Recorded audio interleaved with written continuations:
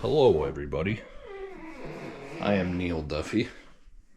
Welcome to MI Floridian, or welcome back. I'm going to put my shoes on here, because today's video I'm going to kind of do a day in the life. Excuse me, my shoes are being difficult.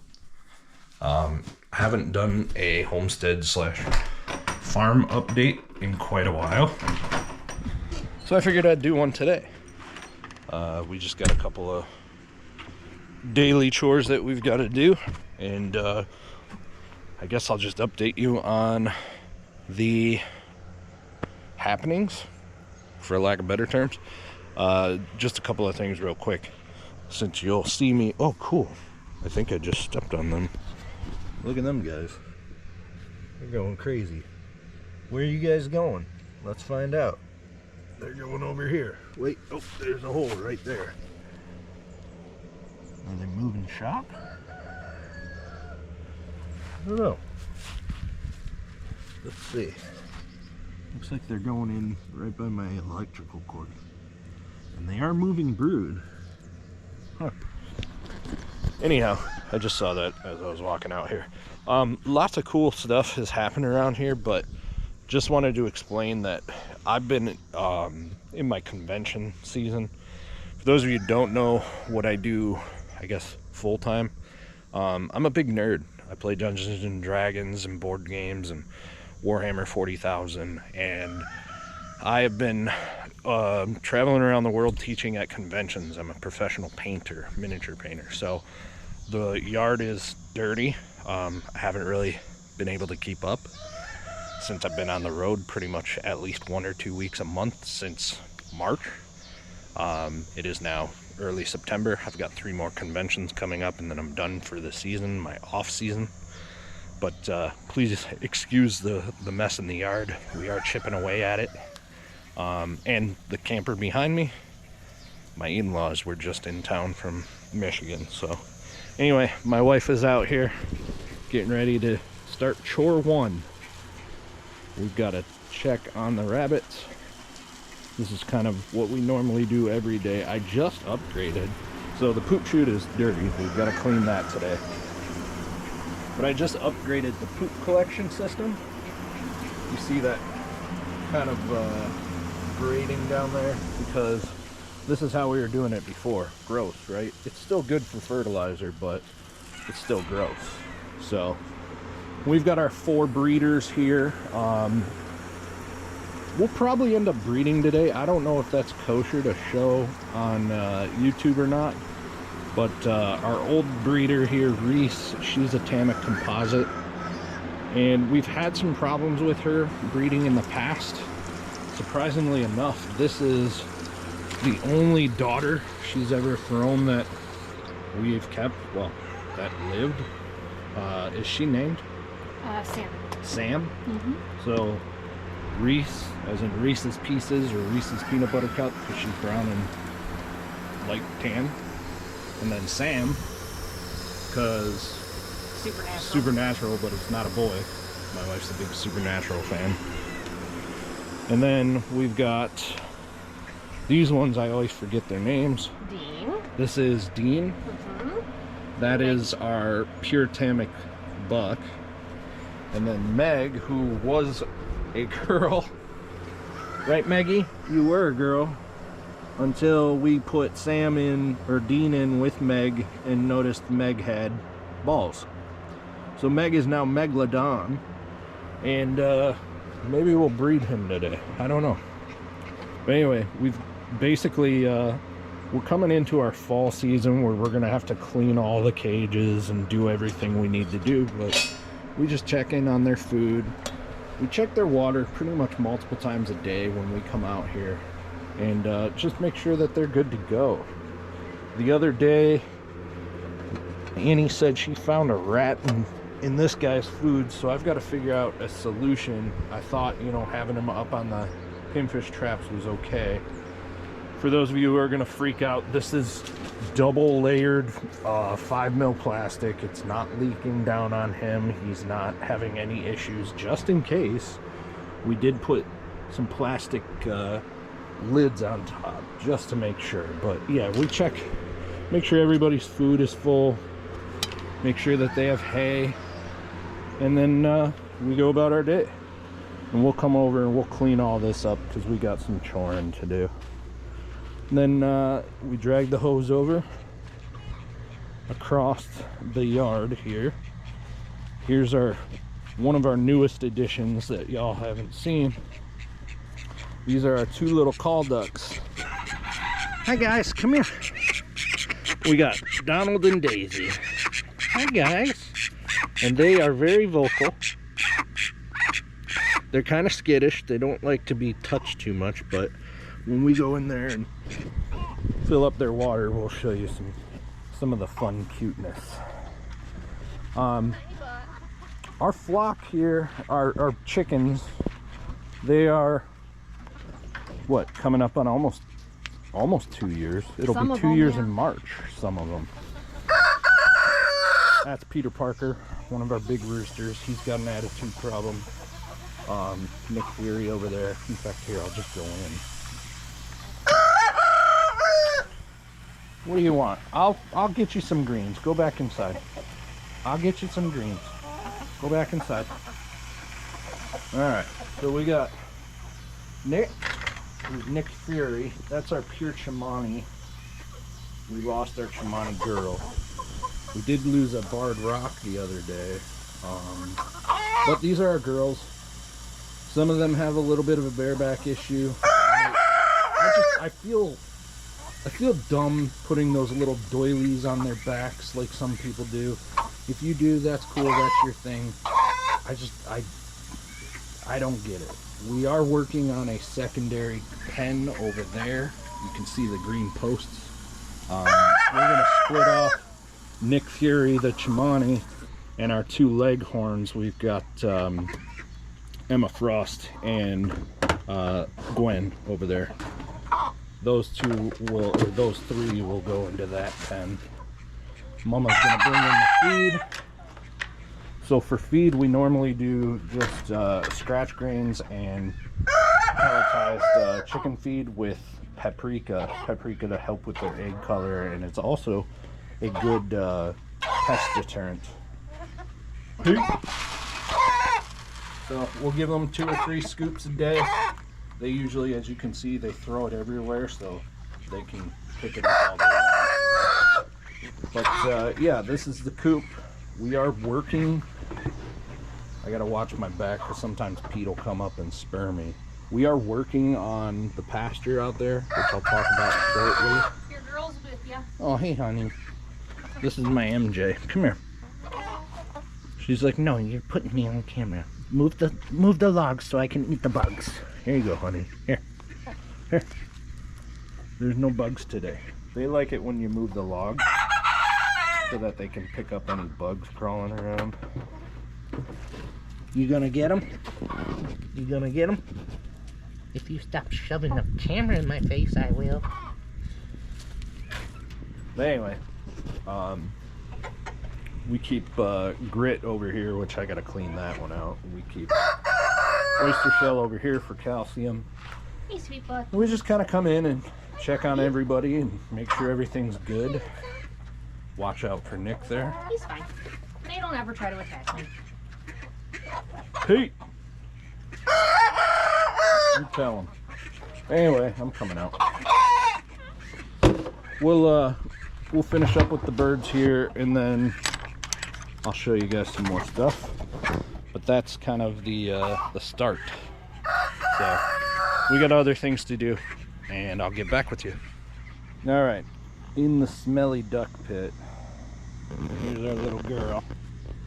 That's Daisy, and she is a call duck, as well as Donald, who is also a call duck. That just means that they are very small compared to normal mallards. See how big they are compared to my hand. And these are more Annie's pets. They're not really a functioning homestead animal. A friend of ours gifted us 6 eggs, and these are the only 2 that hatched.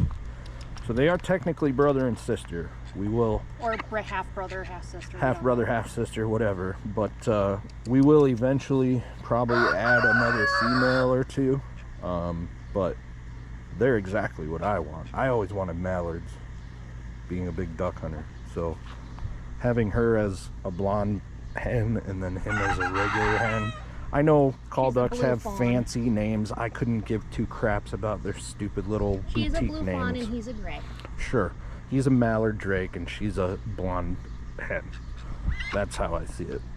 I'm not really into the boutique, you know, like, I don't know what the term is, like the little fashionable homesteading stuff. That's not for me, but hey, whatever. We got cool ducks. So I'm gonna give the camera to my wife, Annie, so that I can take care of the pool. So she's not the only one doing the choring, but we usually just dump out the pool every day. I do have a pond liner to make a bigger pond for them, but I usually just spray it out. Their blocks also need to be readjusted.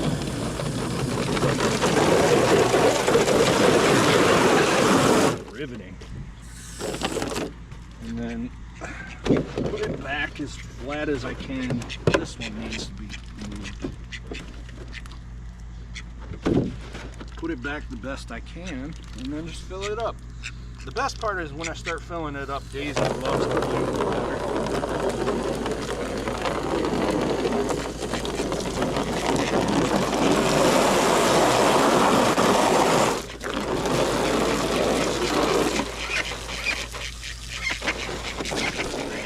We're filling up the pond. Donald hates the water, but Daisy will chew at it. She'll like bite it and play with it, and give her a second, she'll do it here. She likes to bite at it. I don't know if she's drinking or playing or what, but Donald does not like it at all. He likes the mist.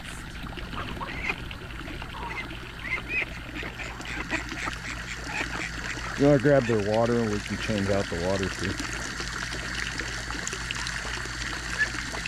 I'm waiting for her to start swimming. She always goes underwater and starts swimming around. But we do this every day. We refill this so that they have good clean water. I do have a pond liner that I'd like to build an area so that they can get in and out of it and it'll be easier to clean. But unfortunately, I don't have a lot of money or time right now, so maybe this winter. But yeah, you just clean out the water. You might want to clean that base. Watch out, I'm going to spray it. I usually do like once a week. Ducky ducks. Following mama. Come here, buddy.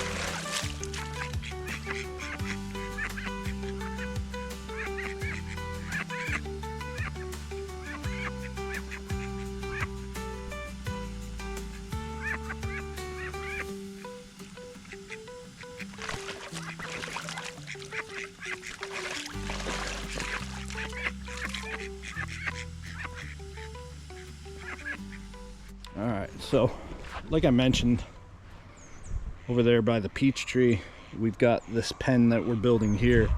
That's going to be our breeder pen for the Chimani and Leghorn crosses. They'll make zombies. I know I said I'm not into the boutique thing, but hey, I got to make money somehow. Yeah, so over here, we've got our compost going.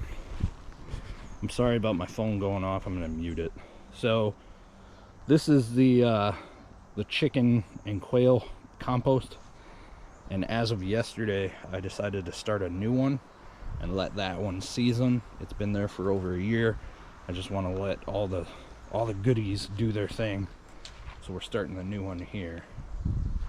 Then we've got our normal compost, which is literally our, you know, just yard waste, food waste. And here's our second kind of fresh layer, but this is the stuff we've been using. It was full to the top. We did lose a couple of quail the other day, so there's some quail in there. We throw all kinds of stuff in there. We're not doing it to the T, but like, our compost is awesome. You'll see there's like crawfish shells in there from the crawfish boil. That's good for calcium. Then over here's the rabbit compost pile that we haven't added to lately because I've been using a lot of the rabbit droppings as just instant fertilizer. But having that compost will come in handy. So yesterday was butcher day, as you'll see here in a few minutes, but here's our quail flock. This is our breeding flock. Now, please ignore this. There's lots going on here. We've had a lot of rain lately. In fact, the rain just ripped off my not weather coating, but my plastic. The storm got a little too crazy and ripped off the plastic roof. So I do have some tarping that I'm going to come through, put on top of here, as well as redo this poop tray. We clean this out every week. You can see most of the poo is washed out and kind of just left. That's simply because we're doing nothing back here, so I'm not too worried about it.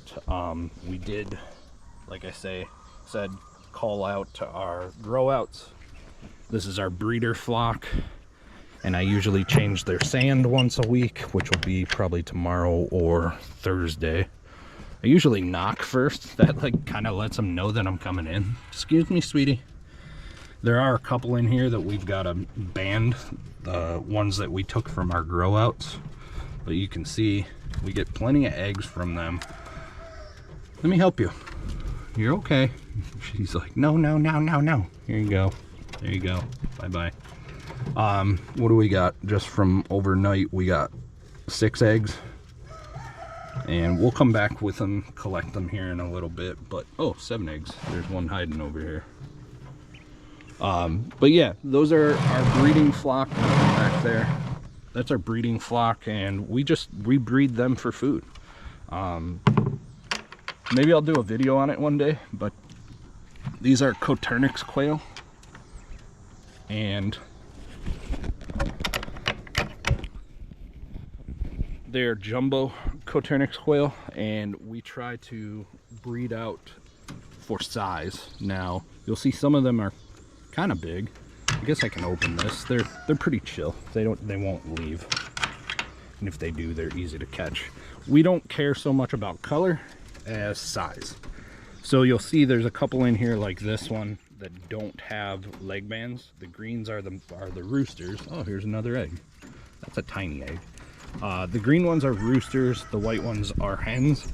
We have 2 roosters to 10 hens in here. That's pretty much the golden ratio as far as Coturnix quail are concerned. And they just kind of live their lives doing their things. And that's what I'm going to let them do. But we do have to band up a couple of them. I have to check my records. We do keep pretty good records on them as far as weight, productivity, etc.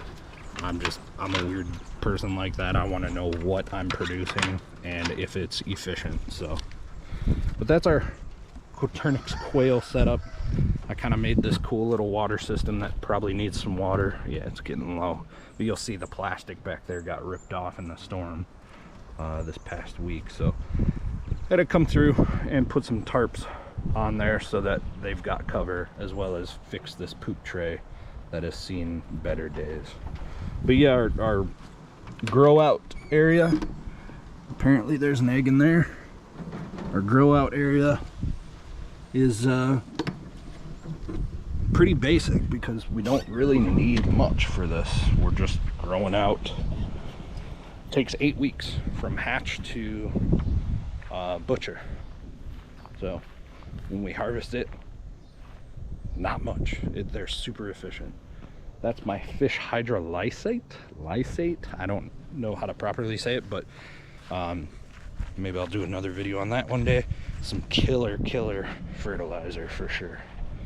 Now I don't know where my wife went, but we need to collect eggs and then do some other things. So I'll catch you in a minute. All right, so one of the chores we got to do, unfortunately, is some people don't like doing this, but it's part of being on a homestead or a farm. We've got our tub, you want to pan there, we've got our tub full of quail that are ready for butcher, and we're gonna rip through these as quick as possible. It's starting to rain a little bit. Unfortunately, I can't show you because YouTube are a bunch of soft turds, so I can't show you the process itself, but I'll show you the cooler once we're done. All right, so we're done. I don't even remember how many we just butchered, but we got all set. Ryan got home, so he helped out too. But with a rooster, the last one. Yep. So here we go. Let's see how many we got there. We got 1, 2, 3, 4, 5, 6, 7, 8, 9, 10, 11, 12. 11 or 12? 12. 2, 4, 6, 8, 10, 11. Oh. So we got 11. This one big. Obviously they need to be cleaned, but we're gonna let them sit on ice for a little while, so That before will we also- take them inside and process. But that's just one of the chores that we have here on the farm, and That's like the we'll top see what we get up to priority. next. Yeah, top priority. Yeah. What is food production? Absolutely. We're getting And there's more our of them. quail back there. We moved them back there because they get pretty stinky. Yeah. What were you gonna say? Uh, You were gonna say something or no? and get more like quail and chicken, so we can get more food. Yeah. And why do we produce our own food? Cause then we have free food. Well, it's not free. We have to feed them, take care of them, make sure that they're good and healthy. But do we do it because creating our own food is healthier than buying store-bought food? Yeah, because I think you told me that the government puts bad stuff in there. Yeah, that's accurate. There's a lot of hormones and different medicines and stuff that they like to put in there, and we're not very fond of stuff like that. So that's one of the biggest motivations to coming out here and creating our own homestead, food source, etc. Anyway, we got more choring to do over the next couple of days, so we'll see what we get into next. Bye. See ya. One thing we got to do is clean out the poop chute, so I'll move this over, and then we'll get the hose and start spraying down the chute. Now we have two different brushes. We have a poop brush, and then the brush you saw us using with the ducks. That one is strictly for cleaning. It never touches poop. So I'm just going to kind of mist this down a little bit. The girls and boys don't like to be sprayed, so try not to spray them. But essentially the urine and feces and all that stuff calcifies, so it gets a little difficult to scrape off. So I'm gonna go ahead and get started on that, and then we'll catch up in a minute. All right, I cleaned up the poop chute. Like I said, we only do this, I don't know, maybe once a month. Once we try to do it weekly, like we'll actually come out here and brush it out, but scrubbing it down maybe once monthly, and that's about it. And you can see, for those of you who are concerned about Meg here, he's chilling. He ain't wet. He's happy, right? So there's no tear whatsoever in that, and it really just works out real well. I'm just gonna let it drain out here. We did have a trench down here that pushed it back that way, so the hay's not getting wet. We definitely need more infrastructure, but once it's done dripping out, I'll go ahead and put this tray back in there, and this can all be used or sold as fertilizer, whatever works. So the idea is that I put it on this little block back here, and that allows the liquid to drain and the poo to be down there and not make things all gross. And then our rabbits are fairly happy. Watch your face there, Reese. Oh, sorry. And then we give pets because they love their scritches, especially right behind the ears, don't you, baby? Yeah. Gotta clean that poo off there. And we're good to go.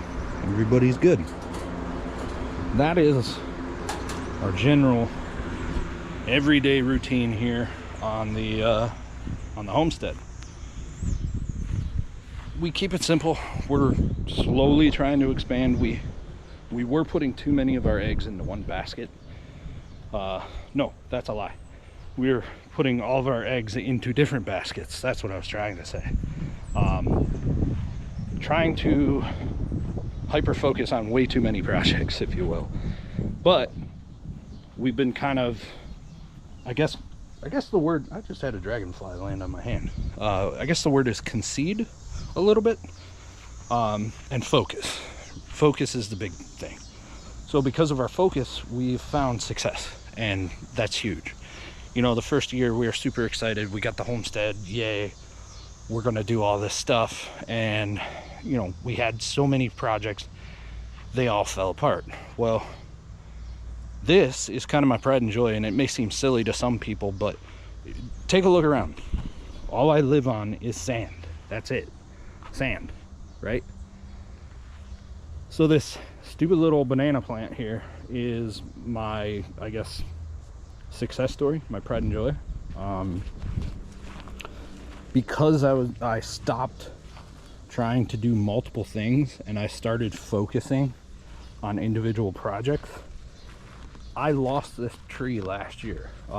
It was tiny. It was maybe 8 inches tall, and we lost it in the winter.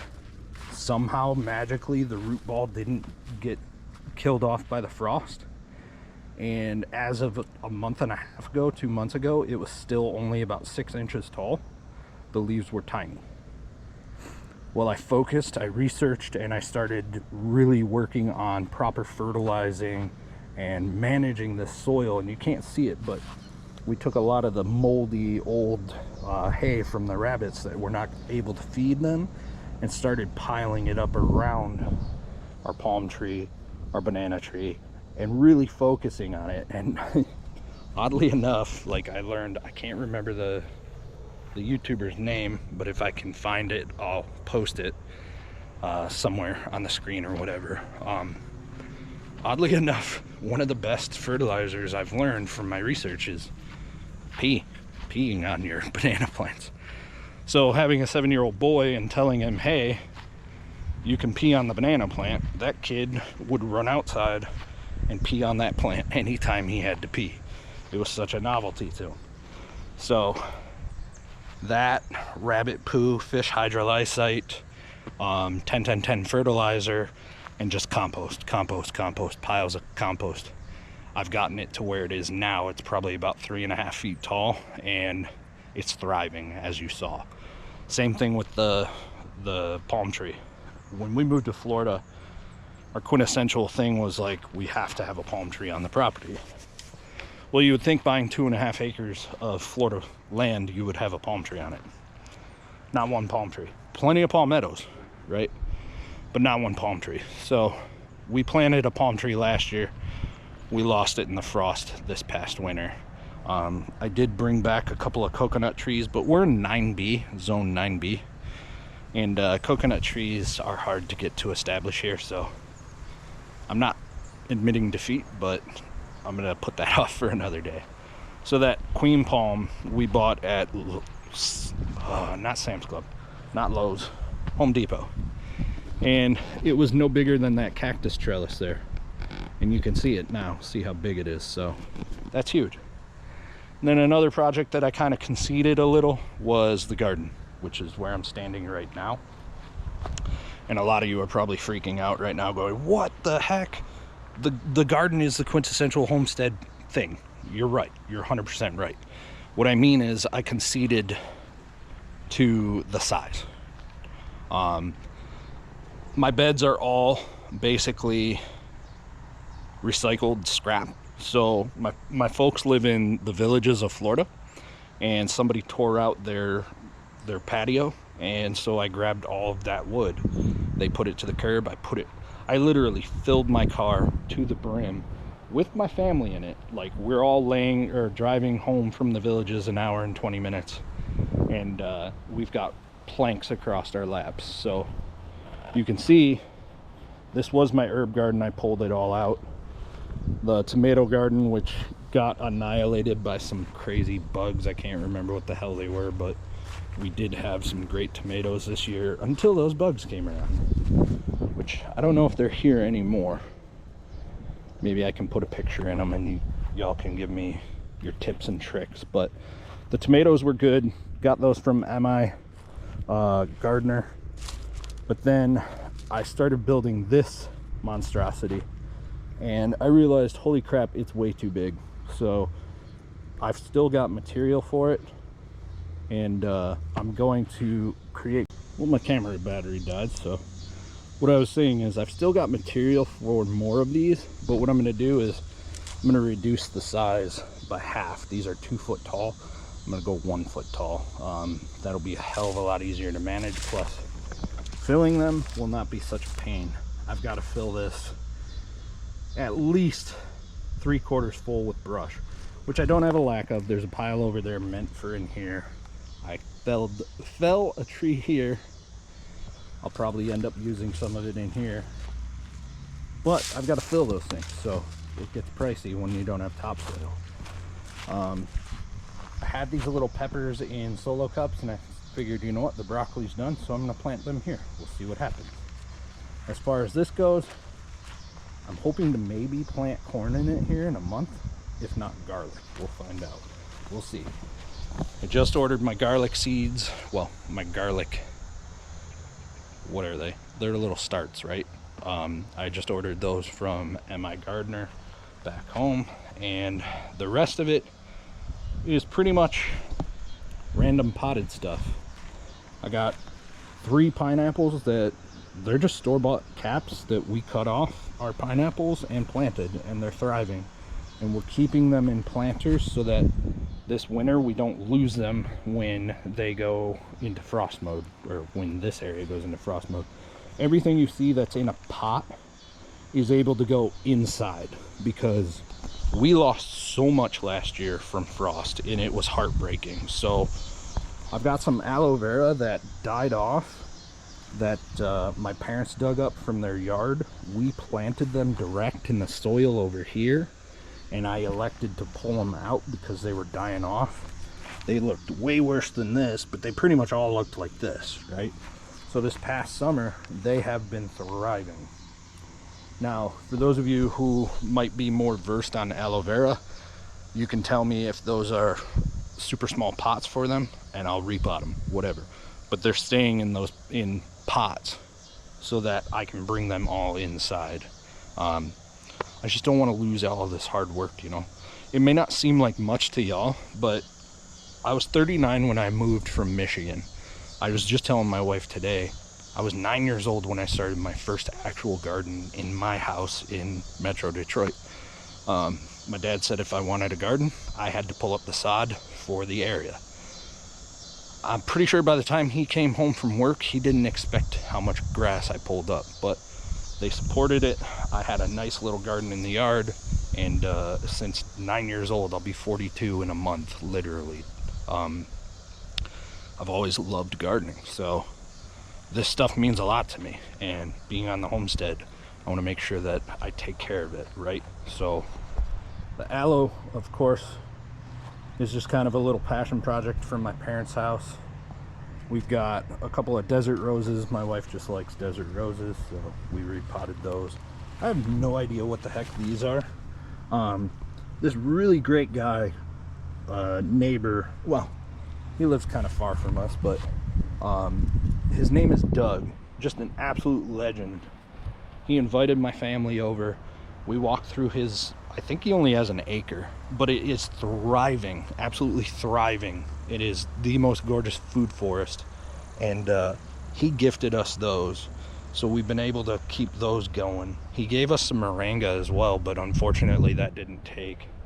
But Doug, if you ever watch this, we appreciate you, and I'm honored to have been to your place. Just impressive as hell. You taught me so much, so thank you. Being here, what I was kind of saying is, you know, I lived 39 years in Michigan. You could grow anything anywhere in Michigan. The soil is amazing. Here, I'm starting from square one. Everything is sand. Even here in the yard, everything is sand. The only reason I have grass here is because I fertilized the ever-living crap out of that sand and planted appropriate grass. So it's Bahia and brown top millet mix. And that's how I also created my pasture back there, which eventually ended up choking out the weeds, because that's what my pasture used to look like. And of course, we've got some Mexican sunflower. It's not doing as good as I thought it would do, but shout out to our friends CG and Gator. They just gave us this big old knot. You know, this whole ball down here, there was no foliage whatsoever. We just planted it straight in the ground, fertilized the crap out of it, and it's going good. But the intent is to eventually be able to feed the rabbits with it. So hopefully next season, when it comes back. But that's pretty much our garden area. Oh, we got this cool little mango. Let me tell you something about a mango. So we got a really good mango at the store, and I decided to sprout the tree. This tree is 2 months old, not even, and it's growing so well. They grow so fast. Unfortunately, it's going to take forever to fruit. And then lastly, these guava, which my wife rescued from Walmart, of all places. If you would have come home and told me that Walmart has a garden center, I would have laughed in your face. But also, I hate Walmart. I don't ever shop there because I always get anxiety and it's creepy. No political reasons or anything like that. I don't care for Walmart. So my wife, I think she paid like $3 a piece for those trees. They were a stick, 1 stick each. Now they're in rough shape. I just had her repot them, and we're fertilizing them and keeping them watered, but they were in rough shape. They all looked like this, and now they have multiple tree branches. They have all kinds of, they flourished, right? We've got new growth on them. She's doing a hell of a great job. Look at this stuff. It's a little stressed because she did just transfer them from those small pots there, but you can see the progress we're making. You know, it's been a rough summer. My wife lost her job in May, and I've been on the road teaching and doing my conventions and stuff. So I'm not one to pat myself on the back, but I'm pretty proud of what we've accomplished here. So, you know, just kind of showing you guys a little update. We also have this beautiful crepe myrtle that we got from the Audubon Society. If you donate like $20, they send you a bunch of trees for free, or for free, $20. So the 2 crepe myrtles are the only ones that survived. And I don't know if you've been around long enough, but this is one of our Meyer lemon trees. That's the other one over there in the little divot, not the weeds. And our lime trees, our lime trees have quadrupled. Before this summer, they were down here below this second rung. So if I zoom out, you can see exactly how much they've grown.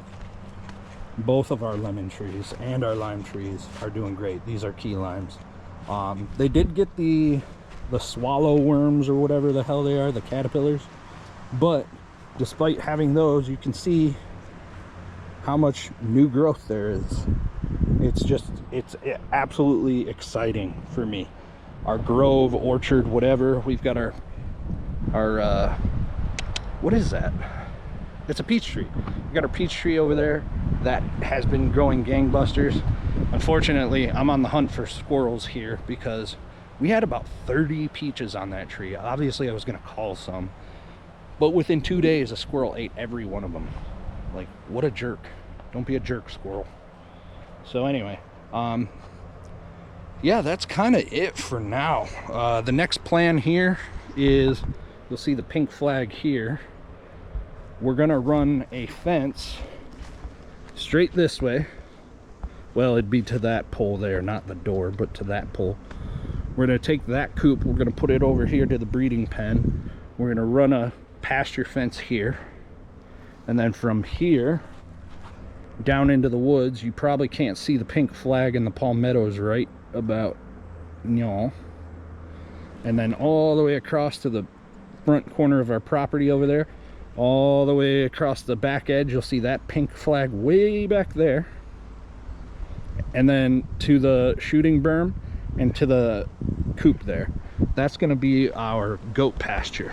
And then once I get that kind of set up this winter, we're essentially going to hopefully get it fenced in this winter, and by spring get some goats on the property. I'm also considering pigs. I figured, you know, it's Florida, I'll be able to supplement our pork needs with hunting. Unfortunately, my hunting property that I thought I was going to be hog hunting on is no longer. We're basically focusing on deer, which is cool by me because deer is delicious. But I've got, you know, this side of the property is only 1 acre, right? I've still got 1.5 acres way the hell back there, all the way along here that I can develop. So the hope and dream is to obviously build a shop and possibly some cattle, 2 or 3 cows. But those are long-term goals. This winter's goal, garden, pasture for goats. And I think that's it.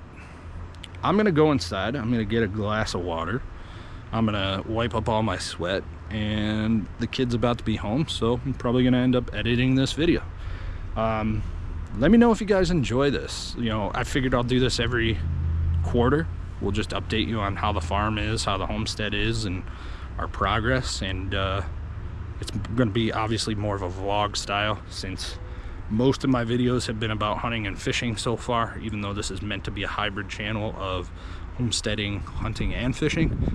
I know I haven't done this, you know, homestead update in a while. For those of you who did watch our video about our terrible builder, the builder's name was Jacobson. I highly discourage anyone from using them. They were a nightmare. We elected not to take it to legal litigations. They came out and did the bare minimum, and our house is livable, but it is crap. So I would never recommend to anyone that you use Jacobson for a prefabbed house. We've done what we can personally to improve our home and to make it a little more structurally safe.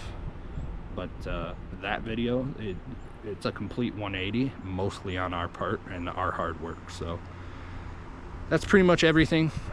We do have a German exchange student staying with us. I'm not going to put him in this video, but if you see any videos in the future, you may see him. His name is Bennett. He's from Germany, and he's here for a year with us. And as of a couple of days ago, it's been a month since he's been here, and we've had an absolute blast, and it's been an honor. So that's all I've got for y'all.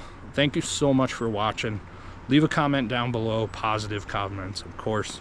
Let me know what you want to know or see here on the homestead, and let me know what you think of the progress so far. Appreciate y'all so much. Thank you for watching.